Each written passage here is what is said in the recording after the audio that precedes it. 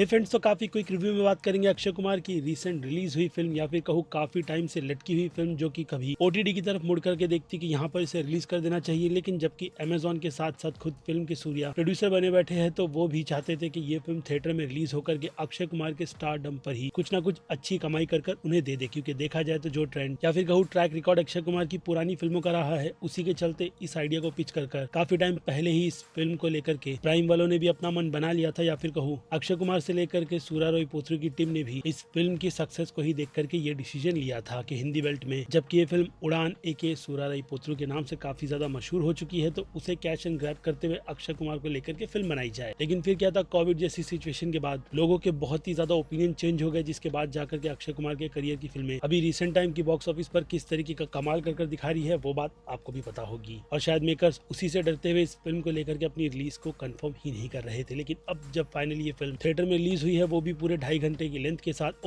1 घंटे 35 मिनट की लेंथ के साथ, जिसमें अगर कहानी की बात की जाए तो कहानी फिल्म के टाइटल को जस्टिफाई करते हुए यही बताती है कि सपनों को देखने वाले पागल ही होते हैं, यानी कि सरफिरे जिन्हें सारी दुनिया इसी नजरों से देखती है। तो अब उन्हीं सभी में क्या वो अपने उस सपने को पूरा करने में कामयाब होते भी है या नहीं, ये कहानी अक्षय कुमार के कैरेक्टर को भी लेकर के कुछ उसी तरीके से दिखाती है, जो कि मेरी नजर में सूर्या रॉय पोथरू के हिसाब से बहुत नहीं बल्कि काफी वेल डायरेक्ट और बनाई गई अच्छी से अच्छी फिल्म है, जिसका रिव्यू आपको ऊपर दिए गए यहीं कहीं आई बटन पर दिख रहा होगा कि उस टाइम पर मैंने आपको कहा था कि आपको इस फिल्म को बिल्कुल भी मिस नहीं करना। जैसे कि मैंने कहा, ये फिल्म उसी पॉपुलरिटी के चलते हिंदी में भी डब कर प्राइम पर ही रिलीज कर दी गई थी, जिसे अगर आपने देखा है तो अभी ही बिल्कुल साफ साफ क्लियर करके बता दूं कि थिएटर में जाकर के इस फिल्म को देखने की जरूरत है नहीं। और हाँ, तब भी कि अगर आप जाकर के इस फिल्म को कंपेयर करो, क्योंकि कंपैरिजन के हिसाब से आपको डिसअपॉइंटमेंट ही मिलेगी, जिसमें मुझे लगता है कि फिल्म की डायरेक्टर और राइटर की तरफ से जिन्होंने इस फिल्म का ओरिजिनल वर्जन भी बनाया था, काफी 100% दिया गया है कि वो इस फिल्म को बेहतर से बेहतर बना करके हिंदी ऑडियंस को प्रेजेंट करे। लेकिन वो कहते हैं ना कि अगर कुछ चीजें आप थिएटर को ध्यान में रखकर इस फिल्म में डालो तो वो बहुत ही ज्यादा कंटेंट को दबा देती है, तो इसमें भी आपको फिल्म के गानों के माध्यम से वो चीज मुंह पर फेंक कर मारी जाती है। और इसी के साथ साथ फिल्म की एडिटिंग के पोर्शन भी इतने ज्यादा बुरे थे कि वो प्रो ऑडियंस को बिल्कुल साफ साफ नजर आते हैं कि गलती कहाँ पर हुई है, क्योंकि गानों की प्लेसमेंट मुझे बिल्कुल भी पसंद नहीं आ रही थी। और ऊपर से राधिका मदन, भाई मैंने पहले ही कहा था कि अगर ये फिल्म बना रहे हो तो सेम सेटिंग के साथ आप उसे कॉपी पेस्ट कर लो, चलेगा, क्योंकि ऑलरेडी आपने पहले ही प्रोजेक्ट को रीमेक का नाम दे करके पूरी तरीके से ऑडियंस की नजर में डेड कर दिया है, जिसे वो लोग ओटीटी पर देखना कंपैरिजन के माध्यम से पसंद करेंगे। और हाँ, उनके लिए भी मुझे लगता है ये फिल्म मस्ट वॉच बन जाएगी जिन्होंने फिल्म का ओरिजिनल वर्जन नहीं देखा है, यानी उनका एक्सपीरियंस तो थिएटर में जाकर के काफी ज्यादा अच्छा रहेगा, वो भी खास करके तब जब वो लोग ऐसी फिल्में थिएटर में शांति की बात कर रहा हूँ, किसी और शांति को लेकर के मत चला जाना, पीस ऑफ माइंड के साथ में देखना पसंद करोगे तो बेटर रहेगा। वरना अगर शोर शराबे के बीच आप अक्की के फैंस के साथ इस फिल्म को एंजॉय करने जा रहे हो तो एक्सपीरियंस बहुत बुरा रहेगा, क्योंकि उन्हें तो सिर्फ अपने स्टार को ही लेकर के सेलिब्रेट करना है, जो कि ये फिल्म कुछ मोमेंट में करवाती है, लेकिन अननेसेसरी शाउट आपका एक्सपीरियंस इस फिल्म के माध्यम से बहुत ही बुरा खराब कर देगी। लेकिन फिर भी ये फिल्म कहानी के माध्यम से आपको बहुत ज्यादा मोटिवेट करेगी, जिसमें अगर ऑप्शन आपके पास प्राइम वीडियो का है तो फिर क्वेश्चन यही निकल कर आता है, क्यों आप थिएटर जाकर के इस फिल्म को थिएटर में देखोगे। जिनमें अगर मैं एक्ट्रेस की ही बात कर लूं, यानी कि राधिका मदन की, तो अगर उन्हें इस फिल्म में से हटा करके जो पहली एक्ट्रेस थी उन्हें ही फिल्म में ले लिया जाता तो फिर भाई साहब इस फिल्म की कहानी में आप डिफरेंट वेरिएशन देखते, जिन्हें अगर थोड़ा और फनी बनाना था तो आप 2 अलग अलग स्टेट्स को, वो कहते हैं ना कि प्यार की भाषा से मिलाने की चीजें भी दिखा सकते थे। लेकिन खैर, डायरेक्टर को जैसे कि मैंने कहा कॉपी पेस्ट कर चीजें दिखानी थी, वो भी पूरी तरीके से अक्षय कुमार के कंधे पर रख करके। तो हाँ, कह सकता हूँ कि अक्षय कुमार ने अपना 100% इस फिल्म के लिए दिया है, लेकिन फिर भी वो एयरपोर्ट वाला सीन मैं चाहता था कि मेरे सीधे यहाँ पर हिट करे, लेकिन वो मैजिक फिर से रिक्रिएट मुझे तो नहीं लगता है कि अक्षय कुमार कर पाए हैं। और हाँ, फिल्म की सबसे अच्छी पॉजिटिव पॉइंट यही है कि आप इस फिल्म में परेश रावल की उनकी खुद की आवाज सुनोगे, जो कि इस फिल्म के ओरिजिनल वर्जन में बहुत ज्यादा बुरी थी। जिन सभी को मिला करके मेरा ओपिनियन जो भी बनता है इस फिल्म से रिलेटेड, मैंने आपको वो काफी अच्छे से इस वीडियो में एक्सप्लेन किया है, क्योंकि एक हिसाब से ये वीडियो कंपैरिजन पर थोड़ा कम फोकस करते हुए आपको बस इन फिल्मों की कुछ कमियां बतानी थी, जिनमें मेजर पोर्शन तो रीमेक का ही है, और साथ ही एक क्वेश्चन भी कि इस फिल्म को बनाने के आइडिया में आपने कौन सी ऑडियंस का परसेंटेज आका था, क्योंकि मेजोरिटी मास ऑडियंस जो खास करके अक्षय कुमार की फैंस है वो भी फिल्म का ओरिजिनल वर्जन देख करके बैठी है। ऐसे में अगर आपको नंबर 100 में से मैं कहता हूँ कि 20 से 25% का ही मिले, तो फिर ऐसे में बॉक्स ऑफिस पर आप मुझे लगता है कि 10 से 15 करोड़ के आसपास से ज्यादा की कमाई करोगे। और अगर उससे ज्यादा की कमाई फिल्म करती है तो मुझे लगता है कि मेकर्स की तो बल्ले बल्ले है ही इसी बात को लेकर के कि उन्होंने जो भी पैसे लगाए थे वो पूरी तरीके से रिकवर हो गए, क्योंकि इस फिल्म को ओटीटी पर रिलीज करने का पूरा हक फिलहाल तो प्राइम वालों का है, और उनकी ये फिल्म है जिसे वो लोग ओटीटी पर रिलीज कर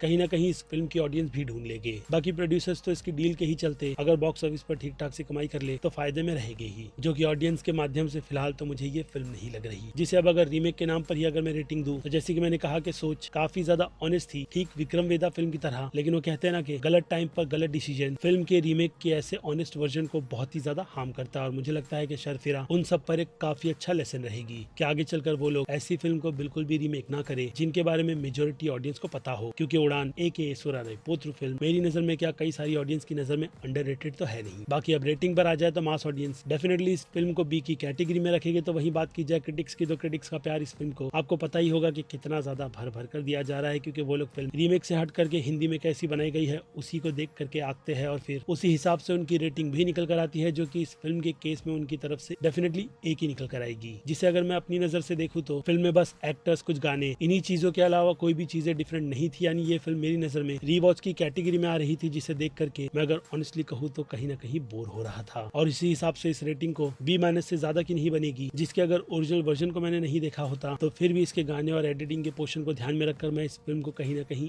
A- की कैटेगरी देता और आपसे यही कहता कि थिएटर में जाकर के इस फिल्म को जरूर देखिएगा, जो स्टेटमेंट मैं अब भी नई ऑडियंस के लिए ही रखूंगा। लेकिन खैर, ये तो मेरा ओपिनियन फिल्म सरफिरा को लेकर के था, जिस पर अब आपकी क्या राय बनती है वो आप मुझे कमेंट में लिखकर बताइएगा, क्योंकि वक्त है मेरी तरफ से इस वीडियो को यहीं पर दी एंड करने का। बाकी मैं हूं Aziz, movie stock show channel like share और सब्सक्राइब भूलना मत। मिलूंगा जल्दी दूसरी किसी वीडियो में। Till then bye.